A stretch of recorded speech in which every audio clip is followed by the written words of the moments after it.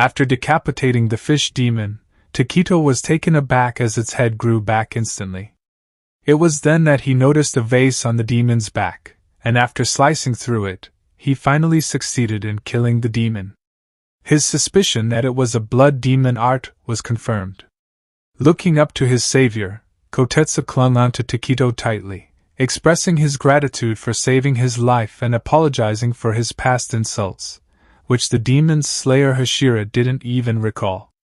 As Kotetsu's animosity towards him faded away, Tokito tried to leave, but he was stopped in his tracks as Kotetsu pleaded with him to save Kozo, who was being attacked at that very moment. He also revealed to Tokito that Nezuko had been alone for days, tirelessly sharpening her blade, and implored him to rescue them. Tokito is initially hesitant to respond to Kotetsu's plea for help, but suddenly recalls the encouraging words spoken to him by Kagaya Obuyashiki, the leader of the Demon's Slayer Corps. As he lay recovering from a vicious demon attack, Kagaya had assured Tokito that his lost memories would eventually return to him if he simply focused on staying alive. Even the smallest events could trigger these memories to resurface, and Kagaya had advised Tokito to seize any opportunity to clear his mind. Now, taking Kagaya's words to heart, Tokito hoists Kotetsu onto his shoulder and races through the forest, despite the young swordsmith's evident fear. As he runs, Tokito wonders if he's making the right decision. After all, leaving the village to save Kozo and Nezuko could put its protection in jeopardy. However, he is determined to succeed. As the Mist Hashira, he is one of the most skilled and capable demon slayers in the Corps. After Tanjiro slices the winged demon's head in half, he realizes that it's not over yet as the halves form new mouths and unleash a barrage of attacks.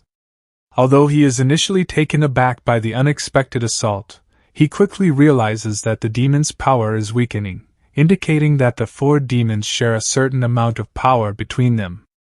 Tanjiro then notices an etching on each demon's tongue that corresponds to a particular emotion, and the demon he is currently facing is the Demon of Joy, a clone of upper rank 4 Hantengu.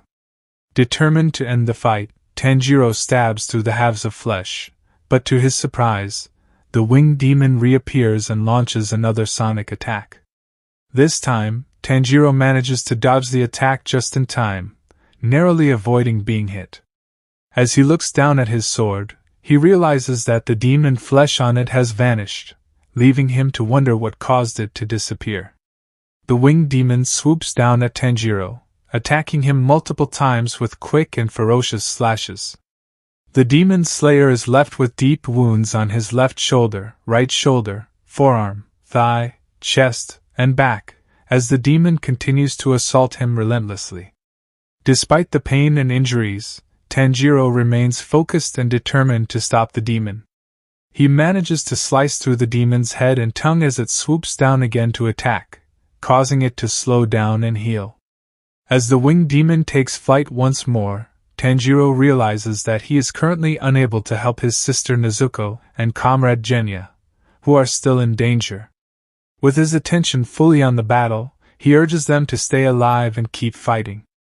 At the building of the Swordsmith village, Nezuko is struggling with Karaku while Genya is immobilized by a piercing wound from a yari in his chest. Sekido, the demon of anger, one of the 4 clones of upper rank 4, impatiently orders his comrades to finish off the demon's slayer and his sister, but Karaku seems to derive pleasure from dragging out the fight. Frustrated, Sekido instructs the demon of sadness, Aizetsu, to assist Karaku instead and finish off the struggling Nezuko. However, the demon of sadness, who had been instructed to help kill Nezuko, is unable to do so due to his yari being impaled in Genya's chest. Seizing the opportunity, Genya pulls out his gun and manages to land a fatal shot on the demon of sadness, causing his head to explode. Furious at Aizetsu's lack of action, Sekido orders him to kill Nezuko, but the demon of sadness is distracted by Genya's unexpected recitation of the Amida Sutra. As Aizetsu swings his yari down towards Genya's neck, he is surprised to see that he misses the demon slayer completely.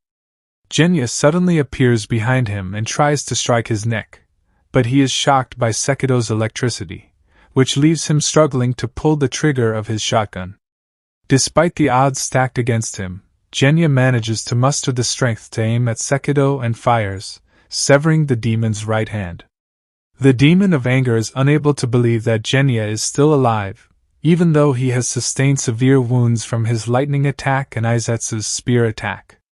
In retaliation, Izetsu swings his yari and slams the shaft into Genya's chest, sending him flying across the room.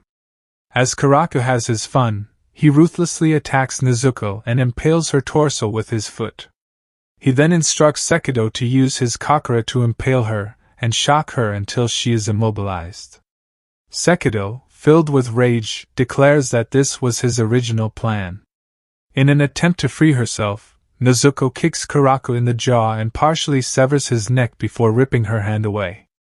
Despite his injuries, the demon of pleasure heals himself, but is sprayed with Nezuko's blood, which enables her to use exploding blood and sets him ablaze. As Nezuko struggles to defend herself, she twists Karaku's hand off and uses the Uchiwa to blast him away with his own wind. She then tries to use the same move against Sekido, but he quickly swats the Uchiwa away with his kakura. In a moment of desperation, Nezuko tries to dodge Sekido's attack but is stabbed in the neck. Sekido then uses his electricity to shock her, rendering her unable to move. At the Swordsmith village forest, Tanjiro continues to struggle against the winged demon, desperately trying to find a way to protect himself and his companions. Although he sustains a cut to his cheek, he refuses to give up and looks for a way to outmaneuver the relentless beast. Despite his best efforts, however, he finds himself at a loss, with no clear strategy in sight. The building where Nezuko and Genya are located is tantalizingly close, but Tanjiro is hesitant to take his eyes off the demon for even a second.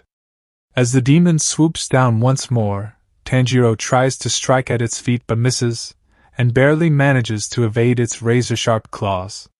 He knows that he must think fast and act decisively, but his mind is clouded with fear and uncertainty. All he can do is plead with his friends to stay alive and hold on until he can come to their aid. Meanwhile, Izetsu approaches Genya, who appears to be unconscious, only to be surprised when he hears the demon's slayer reciting sutras. Confused and curious, Izetsu asks Genya who he is, to which Genya calmly responds that his name is Shinazugawa Genya, the man who will ultimately defeat him. Determined to reach his comrades, Tanjiro devises a daring plan to take down the winged demon Yurogi. With the building where Nezuko and Genya are being held in sight, Tanjiro baits Yurogi by running towards the structure. As the demon swoops down with claws outstretched, Tanjiro slides beneath him and quickly thrusts his blade through Yurogi's leg and into his mouth. The demon flails wildly, clawing at Tanjiro's back, but the young demon slayer grits his teeth and endures the pain. As he struggles to control Yurogi's flailing body, Tanjiro realizes that the demon is surprisingly light. Using his sword to steer himself and Yurogi, Tanjiro manages to guide them both back to the building. He crashes through the wall with Yurogi's body, surprising Sekido, who was busy torturing Nezuko. To his shock, Sekido sees that both Karaku and Yurogi have been defeated. Tanjiro picks himself in time to see Sekido paralyzing Nezuko. When he dashes to save her, Sekido generates another staff and tries to hit Tanjiro, but the boy uses Yurogi's foot to defend himself and prevent the lightning from reaching him. He then slices the demon's head and tongue, stalling some time for him to pull the staff out of Nezuko's neck. Suddenly, Tanjiro gets slammed down on the ground with the second staff and is about to receive a shock of lightning, but Nezuko recovers in time to burn Sekido and prevent him from hurting him. Relieved that Nezuko's blood demon art is effective, he looks up in time to see Karaku soar through the air and hit the building's floor with enough pressure to bore a hole through it and render Tanjiro and Nezuko unconscious. Yurogi, Karaku, and Sekido then regroup and gaze over their opponents, planning on dealing the final blow. A swordsmith rings the village's alarm to announce the arrival of the fish demons and instructs the civilians to defend themselves, right before being consumed by a demon. Elsewhere in the village, a group of swordsmiths try to defend themselves as a fish demon approaches them. A crow caws through the night as Mitsuri Kanroji runs through the forest. She tells herself to hurry and enthusiastically states the convenience of the swordsmith village being close to where she was stationed. And this brings the anime to an end. Comment for part 5. Don't forget to like this video and share it with your friends. Also, subscribe to our channel and turn on the notification bell, so you never miss out on another anime recap video.